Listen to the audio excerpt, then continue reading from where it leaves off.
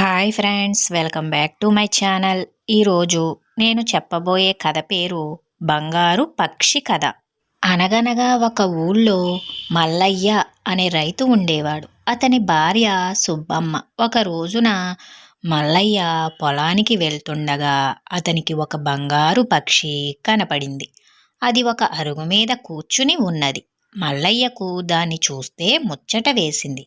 అయితే అదే సమయానికి గుంటనక్క ఒకటి పక్షి వెనుకగా వచ్చి దాన్ని పట్టుకోబోయింది.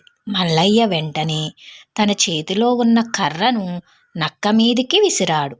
బంగారు పక్షి ఉలిక్కిపడి చూసేసరికి గుంటనక్క తన వెనకే ఉన్నది. వెంటనే అది ఎగిరిపోయింది. గుంటనక్క కూడా అడవిలోకి పరుగు తీసింది.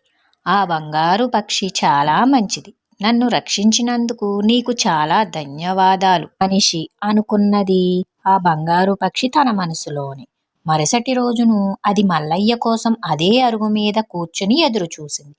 కానీ మల్లయ్య రాలేదు. ఎందుకంటే మల్లయ్యకు ఆరోగ్యం సరిగ్గా లేదు. ఆ తర్వాత మల్లయ్య 2 రోజులు మాత్రమే బ్రతికాడు. తర్వాత అతను చనిపోయాడు. బంగారు పక్షి అతని కోసం ప్రతిరోజు ఎదురు చూసేది. చివరికి అది మల్లయ్యను వెతుక్కుంటూ అతని ఇంటికి వెళ్ళింది. అప్పుడు గాని దానికి అర్థం కాలేదు. మల్లయ్య తనకు ఎందుకు కనపడలేదో. భర్త లేని సుబ్బమ్మను చూస్తే దానికి చాలా జాలి వేసింది. ఆనాటి నుండి అది ప్రతిరోజు వచ్చి మల్లయ్య ఇంటి ముందు ఒక బంగారు ఈకను వదిలి వెళ్ళడం మొదలుపెట్టింది. సుబ్బమ్మ ఆ ఈకల్ని ఒక్కొక్కటిగా ప్రక్క ఊళ్ళో అమ్ముకునేది. ఒక్కొక్క బంగారు ఈకకు చాలా డబ్బులు వచ్చేవి. అంతలో బంగారు పక్షి మరిన్ని ఈకలు వదిలి వెళ్ళేది. అలా రాను రాను సుబ్బమ్మ ఊళ్ళోకెల్లా ధనవంతురాలయ్యింది. సంపద పెరిగిన కొద్దీ సుబ్బమ్మకు ఆశ కూడా పెరిగింది. తనకు ఈకలు ఇస్తున్న బంగారు పక్షిని పట్టుకొని దాన్ని ఈకలన్నిటినీ పీక్కోవాలని ఆమె కలలు కనడం మొదలుపెట్టింది.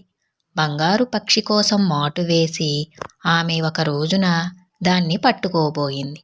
చురుకుగా ఉన్న పక్షి ఆమె నుండి తప్పించుకుని పారిపోయింది. సుబ్బమ్మ దానికోసం తర్వాత చాలా రోజుల పాటు ఎదురు చూసింది.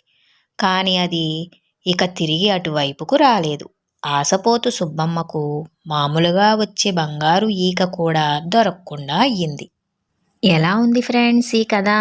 మీకు నా కథలు కనుక నచ్చినట్లయితే నా వీడియోస్ని లైక్ చేసి, షేర్ చేసి, సబ్స్క్రైబ్ చేసుకోండి.